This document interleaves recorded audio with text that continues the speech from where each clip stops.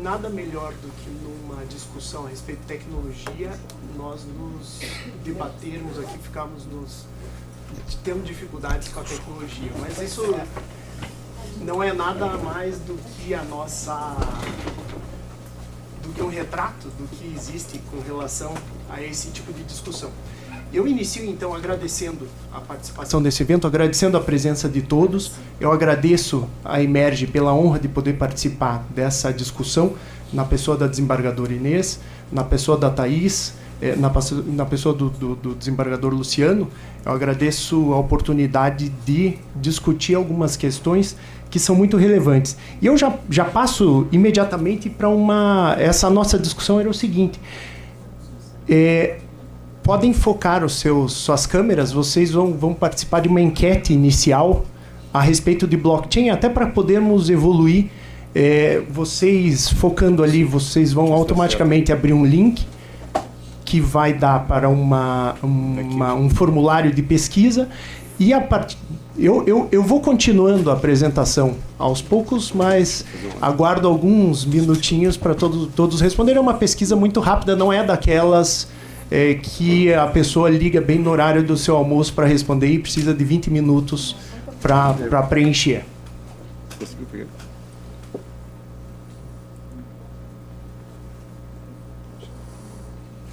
Vocês verão que as perguntas são muito pontuais, muito diretas e servirão também para pautar a nossa discussão em seguida, nos nossos próximos...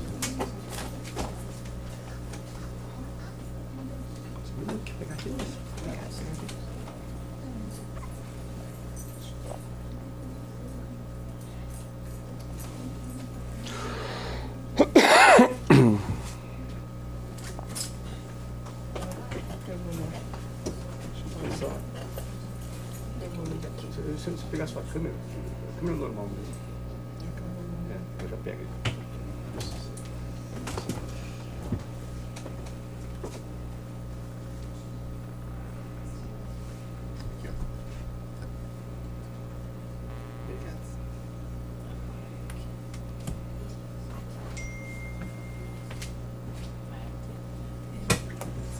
Ele daí abre assim, abre o formulário. Demorou uns 500 por internet,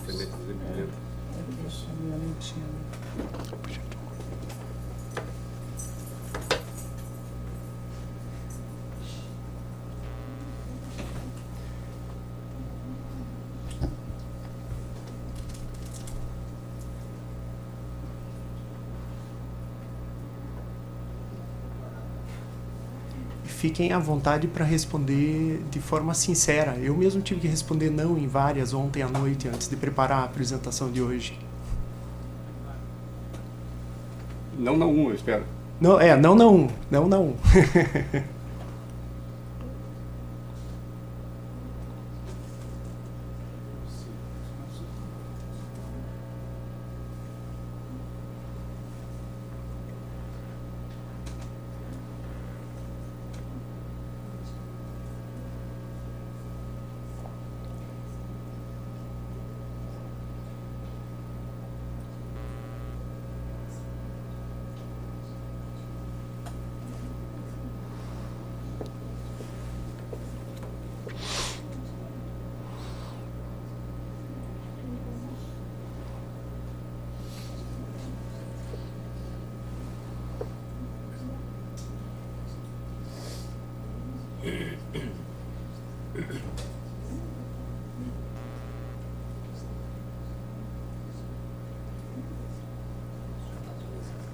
Já.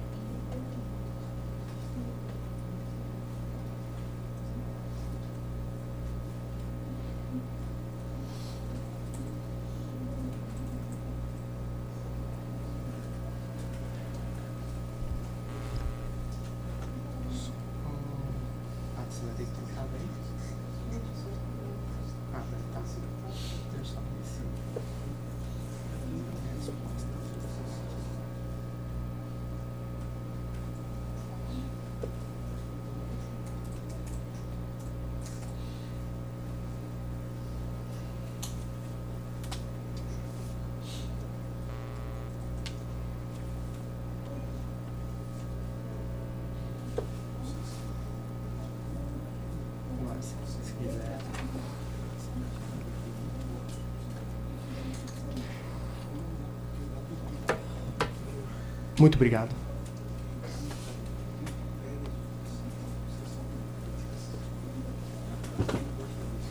Bom, e aqui, enfim, vamos... Aqui a avaliação que nós temos aqui foi em tempo real das nossas dúvidas, dos nossos questionamentos. 70% das pessoas presentes aqui, ou pelo menos que responderam, já ouviram falar de blockchain e smart contracts, 28% não. Pelo menos por enquanto, e isso vai se atualizando à medida em que as pessoas vão respondendo. Numa escala de 1 a 5,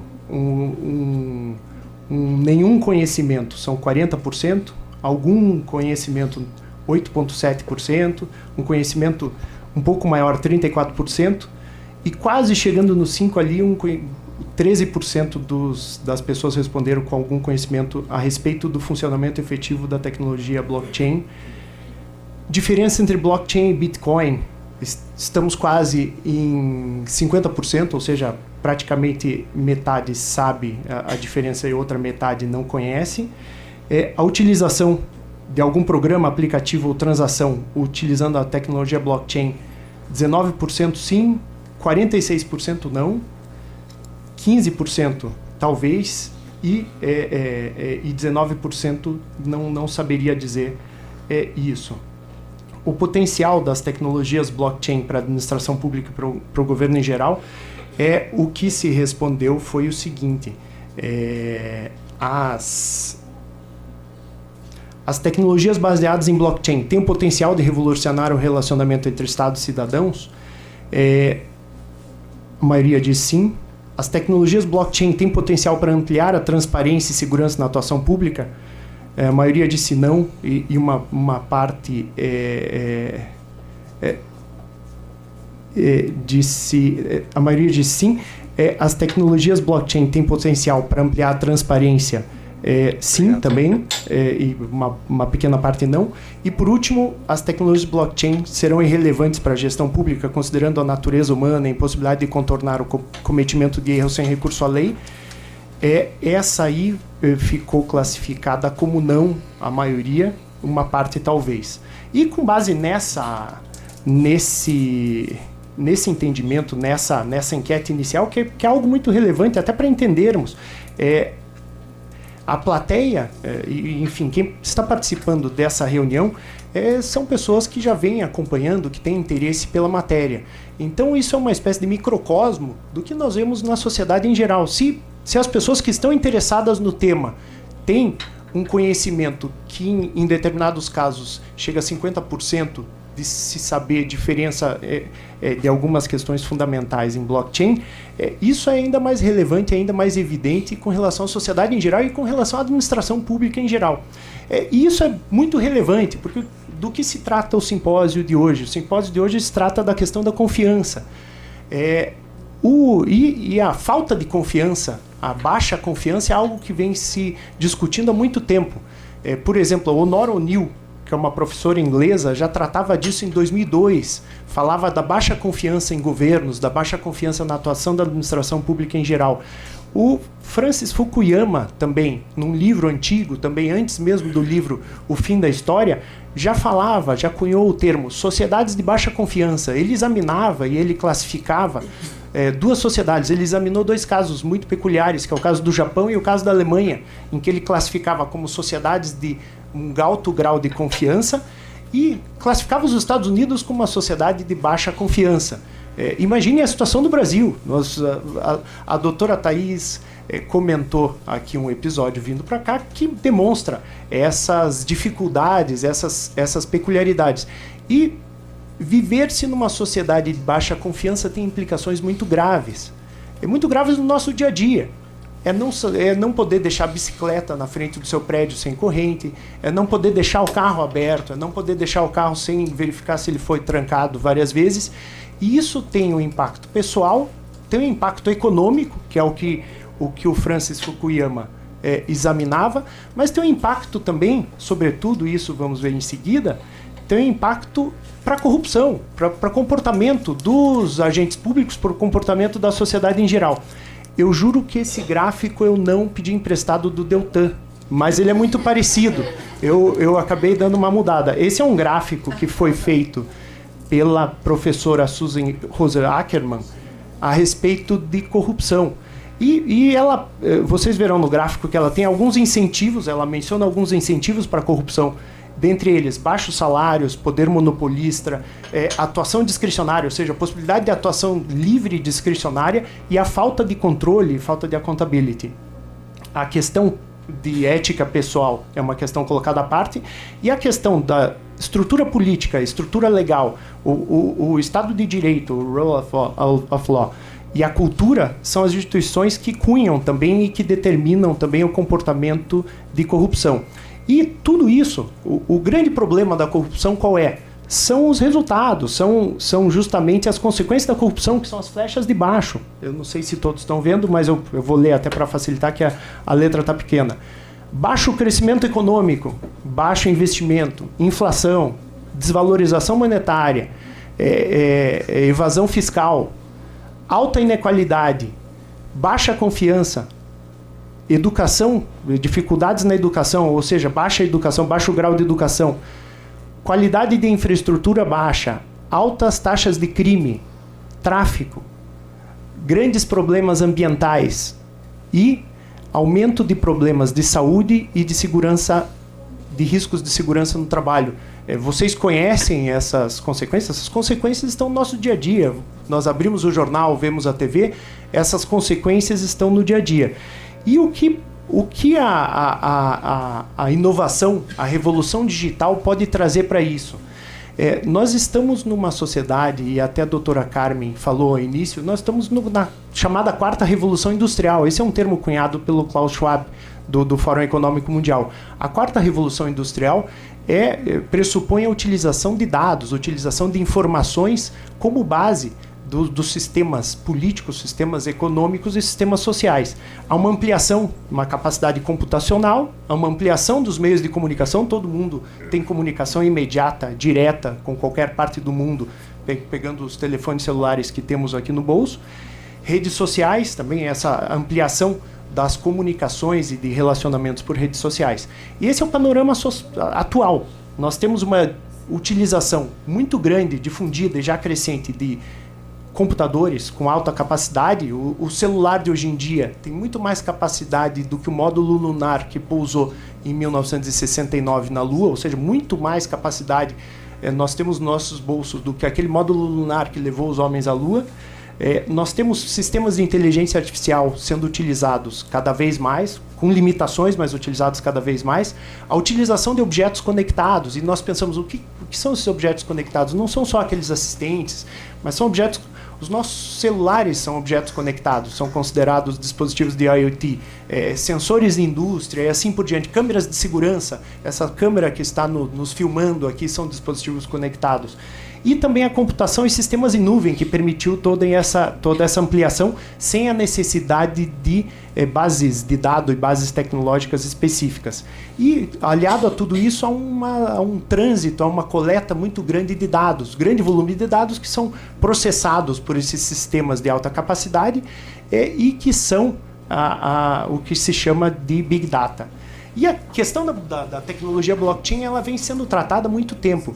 Várias publicações, como a Wired e a MIT Tech Review, já falam da tecnologia blockchain há muito tempo. Recentemente, muitos livros jurídicos, muitas obras jurídicas já tratam também da tecnologia blockchain. Eu elenquei algumas aqui, que são algumas das principais que discutem as questões jurídicas relacionadas ao uso da tecnologia blockchain. Mas o que é blockchain, afinal? Nós precisamos, considerando a enquete que foi feita no início, nós precisamos saber do que se trata blockchain. O que é blockchain? Blockchain nada mais é do que uma plataforma digital, um código, uma plataforma digital distribuída, eu já vou explicar o que é esse distribuído, que permite a realização de diversas operações digitais. Imagine um livro de registro que é digital, que é distribuído em milhares de pontos ao mesmo tempo, e uma alteração feita num dos registros, ela automaticamente se multiplica e se reproduz em todos os pontos dessa mesma rede. Blockchain, a noção básica de blockchain é isso, você tem uma correlação de registros de bancos de dados que se multiplicam de forma distribuída. E dentre as principais características das plataformas de blockchain, você tem o fato de envolver esse registro criptográfico. Essa é uma característica adicional, que é a criptografia. As principais redes de blockchain abertas, elas pressupõem o uso da criptografia como forma de multiplicação dessas informações módulo a módulo e para se definir quem vai fazer o registro dessa informação, e distribuído em vários pontos, que são esses nós ou nodes em inglês. Não existe uma autoridade central, essas redes são distribuídas mesmo, ou seja, não existe uma rede central, e isso eu vou mostrar logo em seguida a ideia dessa arquitetura, e isso, a rigor, promove uma revolução essencial na questão da confiança. A questão da baixa confiança que nós tratamos ontem, eventualmente pode ser suprida pelo uso de tecnologia. A questão da confiança pela utilização da tecnologia blockchain pode ser superada. Por quê? Porque se utilizam os registros e a tecnologia permite que, ao invés de se fiar na confiança interpessoal ou na confiança de um intermediário, seja um banco, seja um governo, seja um intermediário propriamente dito, ou, por exemplo, uma casa de câmbio ou uma empresa de câmbio, a confiança é feita pelo algoritmo.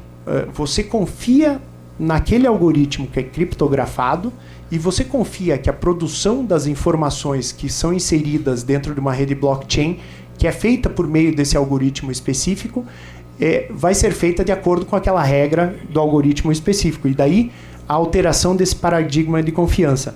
E esses protocolos de consenso, que é o que se chama, como que se inserem os dados nas redes e nas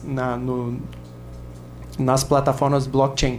Existe um protocolo de consenso e aquele que se chamam mineradores, aquele que minera e vai fazer o registro da informação, ele tem que cumprir um determinado número de tarefas, que basicamente é resolver um problema, um algoritmo muito complexo, que é dado pelo próprio sistema, e essa é a peculiaridade, o próprio sistema eletrônico vai aumentando até o grau de dificuldade do algoritmo. Por exemplo, no Bitcoin, cada vez que é minerado um determinado número de Bitcoins, a complexidade dessas provas matemáticas aumenta. E isso é o protocolo que se chama de prova de trabalho, Proof of Work. Existem outros tipos de algoritmo de consenso semelhantes.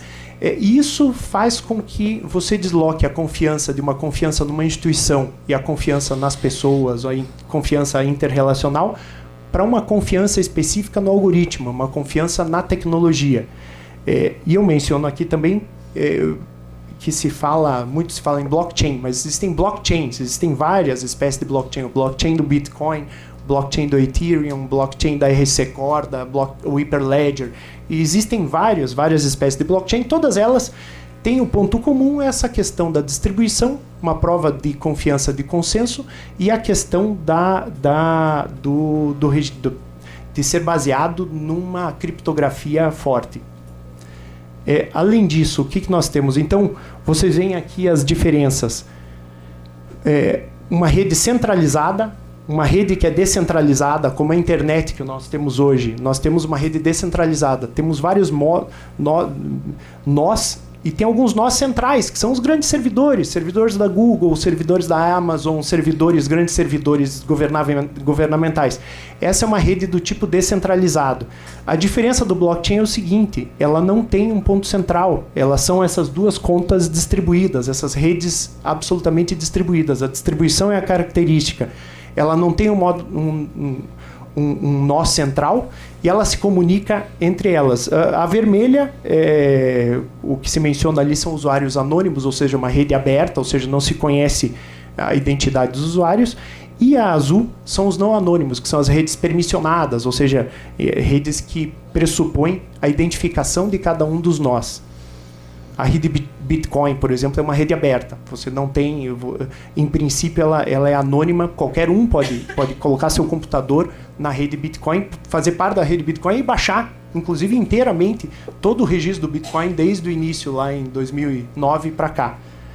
E essa é mais ou menos a ideia. Essa é a noção, uma noção gráfica, uma representação gráfica do que é um blockchain. O que significa um blockchain? Você tem várias transações que são registradas em cada bloco, ou seja, tem um número de transações ali embaixo, um registro de cada bloco, o que se chama de hash, e esse hash é uma prova criptográfica que registra especificamente cada bloco. E um bloco, o registro criptográfico de um bloco, ele vai sempre estar reproduzido no bloco seguinte. Qualquer alteração no bloco 64 produz uma alteração em cascata até os blocos seguintes. Ou seja, se mexer em qualquer informação, seja nas transações, seja no hash, ou qualquer informação constante de um dos blocos, produz um efeito em cadeia que produz alterações em todos os outros blocos. E isso dá uma característica fundamental para o blockchain. Isso eu coloquei, vai ficar muito pequeno, mas depois eu disponibilizaria a apresentação. Esse é o registro do Ethereum, ou feito ontem, com os blocos que estavam sendo minerados. É uma rede aberta, você pode entrar, verificar os blocos sendo minerados, você vê os smart contracts que estão sendo executados naquele momento, pode abrir os smart contracts e verificar a função. Então esse é um registro, o acesso, aí ele está naquele link ali embaixo, mas depois a apresentação será disponibilizada a todos para que possam depois examinar. E o que esse bloco, quais são as decorrências dessas características dessa nova tecnologia? Principalmente, você tem a discussão a respeito de descentralização e centralização. A descentralização, a distribuição da informação é algo que produz, e até de forma intuitiva, transparência. Você tem um acesso à informação automático, imediato, de todos os pontos dessa rede de blockchain. Você valoriza as chamadas redes peer-to-peer, ou seja, valoriza-se a participação de cada um dos pontos na rede, valoriza-se eventualmente, vamos dizer, no uso no governo, a valorização da sociedade, da participação da sociedade, e não a valorização do ponto central onde se centraliza essa informação. E isso produz um paradigma novo de confiança nas relações sociais e na atuação do próprio Estado. Você tem uma maior transparência. Pensem no acesso efetivo e permanente à informação que a lei de acesso à informação pretendeu fazer. Nós sabemos hoje em dia que não se tem completo acesso. Vários pedidos são negados, vários pedidos são dados pela metade. Não existe um acesso imediato, direto e constante à informação que é pública. E mais do que isso, a criptografia e aquela estrutura, aquela arquitetura que prevê um registro de um bloco, a vinculação de um bloco ao outro, e qualquer alteração num bloco produz alteração de todos os blocos, mostra que não se trata de uma imutabilidade propriamente dita, como eu coloquei, mas se trata de verificar que qualquer alteração é facilmente detectada. E isso produz algumas alterações em relação à confiança. As redes, e aqui também uma estrutura, um quadro que mostra a mudança no paradigma de confiança com o uso dessa tecnologia, das tecnologias blockchain. Nas redes peer-to-peer, você ainda tem uma confiança em cada um dos nós, que são as primeiras aqui. Você tem cada um dos nós, e essa confiança nos similares é possível em sociedades ou grupos pequenos. Você tem confiança no seu grupo de amigos, no seu grupo da escola, um grupo pequeno de amigos. Você não consegue ampliar isso para a sociedade. E daí por isso vem o que se chama ali, que é um autor que fala do exame do blockchain e arquitetura de confiança, é o que o autor fala da confiança propiciada pelo Estado, pelo Leviatã. O Estado, ele cerca todas as relações sociais e fornece a confiança se um dos indivíduos não cumprir com o combinado, ele pode acionar o Estado, que enfim vai lá e aciona o indivíduo para que cumpra aquela determinada função, daquela determinada obrigação. Confiança por intermediários, é confiança no banco. Você vai transferir dinheiro para alguém, você pede ao Bradesco, você pede ao Itaú que transfira tantos reais para tal pessoa. O intermediário acaba sendo um ponto de confiança. Você confia no banco, você confia que ele vai transferir teu dinheiro, vai tirar o dinheiro da sua conta e a pessoa para quem você transferiu vai receber esse dinheiro. No caso do blockchain, a confiança é diferente, porque a confiança ela vem na rede, ela é distribuída em toda a rede. Você confia não em nenhum intermediário, mas você confia na tecnologia em si e naquela estrutura específica e peculiar da arquitetura da rede. Isso, o que nós temos de decorrências peculiares com relação a isso? Transparência e imutabilidade conduzem a uma maior confiança. Essa maior confiança, ela promove, ela tem um potencial de um uso muito amplo no âmbito da administração pública. Você pode ter, e aqui eu listo alguns usos e nós vamos ver logo em seguida, principalmente questões relacionadas a registros públicos, identidade digital, transferência de valores, mesmo voto, registro de direitos autorais e patentes, contratações públicas e mesmo smart contracts, que nós vamos falar rapidamente em seguida. Isso permite a distribuição imediata de informações entre todos os nós da rede. Um dos usos, por exemplo, pode ser um sistema, e isso já há estudos, já há algumas experiências nesse sentido, que é um sistema de dados de registro de dados de saúde do indivíduo. O indivíduo registra seus dados e quando vai a um hospital, ele não precisa retomar, ele pode ir a qualquer hospital, qualquer posto, e como isso está distribuído em todos os nós da rede, o posto de saúde, por meio de um token que o indivíduo... O token é uma representação digital que permite ou a identificação digital ou a identidade daquela rede. Por meio de uma identificação digital, ou um token, o profissional de saúde acessa os dados necessários do indivíduo dentro daquela rede para fazer o tratamento correto. Isso é distribuído, ele não tem um prontuário que tem que ser levado de um lado para o outro. Ele está em todos os lugares ao mesmo tempo. Sistemas de bilhetagem de ônibus, de transporte urbano. É a eterna briga do sistema de bilhetagem. Não se sabe, discute-se quanto se arrecada, quanto se repassa, se arrecadou adequadamente, se repassou adequadamente. O sistema de bilhetagem é um típico uso de sistemas descentralizados, sistemas distribuídos de blockchain, em que a informação do uso de um bilhete eletrônico de transporte urbano ele se reproduz em todos os pontos da rede. Outro uso também muito relevante é a transferência, a administração e transferência de dados pessoais. Nós temos agora 2 decretos muito recentes, que são o decreto 10.046 e o decreto 10.047 de 2009, que prevêem o compartilhamento de dados do cidadão. Obviamente, esse compartilhamento tem que preservar os dados, tem que preservar a privacidade dos dados do cidadão e tem que ser distribuído entre a administração pública. Esses são decretos federais. Essa distribuição de dados é perfeitamente possível e plausível de se fazer por meio de uma rede de blockchain. Outro uso da tecnologia blockchain, por exemplo, nos processos administrativos. Isso foi até uma proposta feita, há um artigo até do professor Marçal Justin Filho escrito sobre isso, falando que os processos administrativos utilizando a tecnologia blockchain dão muito mais segurança e transparência. Primeiro porque eles não vão poder ser alterados. O ato produzido num processo tem um registro de data e hora e é vinculado aos outros atos que são registrados nos blocos que não permite a sua alteração. E isso permite uma transparência, isso dá uma transparência muito maior e atribui uma confiança muito maior à utilização dos processos eletrônicos.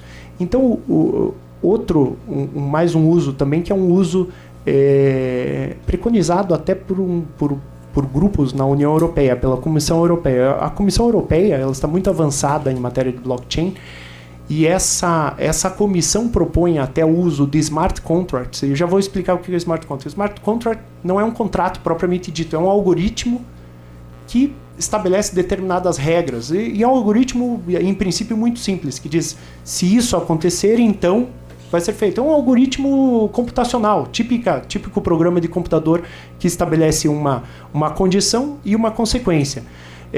O uso desses esses smart contracts rodam, ou seja, eles são nativos dessas redes de blockchain. Esses smart contracts, um smart contract numa rede do Ethereum, ele está registrado em toda a rede ao mesmo tempo e é executado ao mesmo tempo em toda a rede.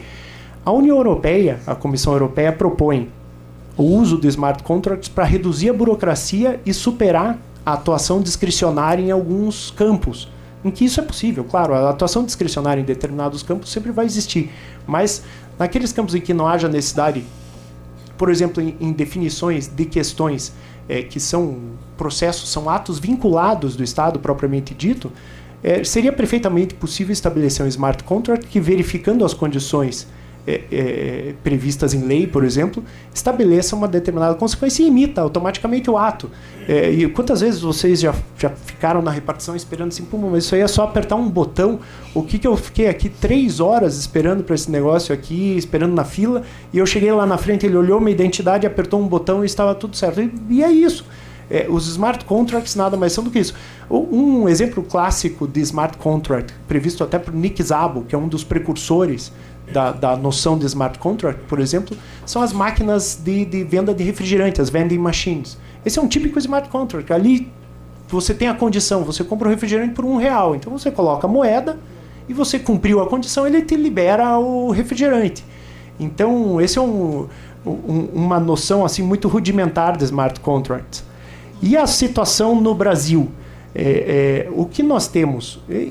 Há discussões já muito avançadas no Brasil. Eu até não sabia, eu participei de um congresso em Brasília há algumas semanas em novembro, em que um dos responsáveis pela Receita, pela área de tecnologia da Receita Federal, comentou que os bancos de dados de CPF, que antigamente eles são distribuídos para 834 órgãos e entidades diferentes. Então, o CPF é centralizado, junto à Receita Federal, esse SERPRO, e isso é distribuído para 834 órgãos e entidades. Essa distribuição, anteriormente, era feita por CDs, por disquete, por pendrives, e isso levava Quando chegava na última ponta em Manaus, o banco de dados já estava desatualizado. Eles desenvolveram um sistema que é uma rede de blockchain, é uma rede descentralizada, que estabeleceu justamente isso. A atualização desses dados os 834 pontos e entidades e órgãos são nós dessa rede. Quando a Receita atualiza lá na ponta, todos eles são atualizados automaticamente. Essa foi uma revolução dentro da Receita para algo que nos parece muito simples, algo que nos parece muito prosaico. No Brasil também, o BNDES tem avançado muito no exame de usos do blockchain na administração pública, no governo em geral, na gestão pública. Fez até recentemente aqui no Rio um congresso a respeito disso. Eles estão utilizando o blockchain, inclusive para controle de contratos, controle de contratos de financiamento. O SERPRO também desenvolve rede de blockchain para a Receita Federal. Então, muitas vezes nós nos perguntamos, mas afinal de contas, onde está sendo utilizado isso? Ninguém sabe.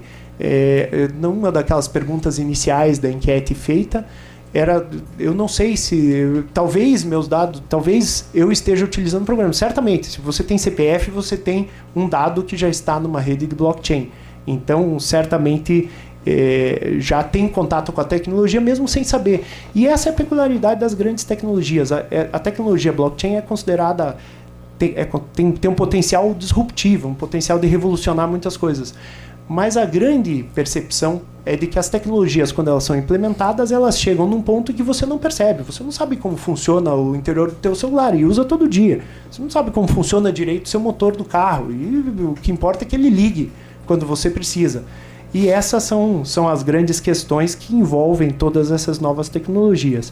Em conclusão, a título de algumas conclusões, o que nós podemos extrair dessa discussão? Ainda um longo caminho a ser trilhado para o uso da tecnologia. É possível, ela tem muito potencial para ampliar a transparência no governo, na administração pública, mas ainda um longo caminho a ser trilhado. É relevante investir em infraestrutura física e digital. Infraestrutura física de computacional propriamente dita, mas infraestrutura digital. Conhecimento mesmo, conhecimento da população, conhecimento de técnicos, conhecimento, pessoas capazes de desenvolver esses sistemas e pensar em soluções dentro do governo também para aplicação de uma tecnologia tão relevante. É necessário também, e vocês viram, a quarta revolução industrial é a utilização de informações e dados. É necessária uma preocupação muito relevante com a privacidade e proteção de dados. E para isso estão aí a nossa Lei Geral de Proteção de Dados e a GDPR europeia.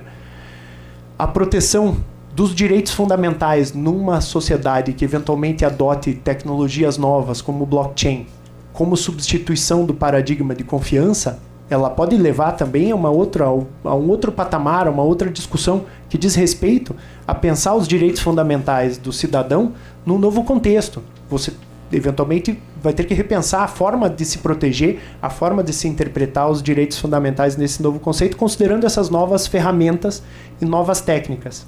Pode pensar até em novos direitos fundamentais. Direitos fundamentais, a utilização de uma tecnologia adequada para a proteção dos dados, por exemplo. E, junto com tudo isso, é necessária uma evolução fundamental, um avanço muito grande do pensamento jurídico e do entendimento jurisprudencial. O entendimento jurisprudencial, pelo menos até algum tempo atrás, a respeito de blockchain, era a determinação de bloqueio de uma determinada conta em bitcoins para garantir uma execução. Essa era uma passagem assim muito... passou de raspando na tecnologia, mas não examinou a tecnologia propriamente dita. Então é algo que não é tratado seja pela doutrina, seja pela jurisprudência, é algo que tem que avançar muito. E essas são as principais preocupações. Eu fico à disposição para qualquer esclarecimento. Ali estão meus contatos. Eu fico em permanente disposição de todos para discutirmos mais esses temas que são relevantes e poderiam levar o dia se fôssemos tratar de todos os detalhes. Muito obrigado.